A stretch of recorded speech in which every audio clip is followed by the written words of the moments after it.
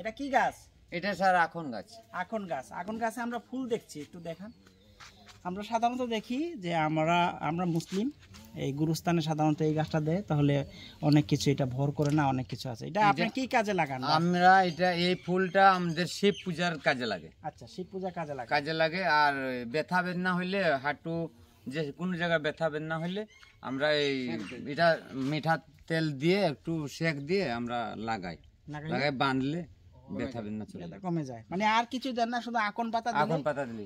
Message অনেকে মেসেজও দেই। সুপ্রিয় দর্শক, এই গাছটা আমি আমার মামাকে বলবো দেখানোর জন্য, যে গাছটা শুধু দেখেন। এই গাছের আকন পাতার ফুল এবং আকন পাতা অনেক কাজে লাগে, ওষুধি গাছ হিসেবে মালিশ দেওয়া হয়, অনেক কিছু দেওয়া হয়। তো বাড়ির পাশে বা বাড়ির আঙ্গিনায় ওনারা যেমন আকন গাছ লাগিয়েছেন, আসুন আমরাও এভাবে বাড়ির পাশে আকন গাছ লাগাই এবং মানুষের পাশে আমরা সেবা প্রদান করি। ভালো থাকবেন।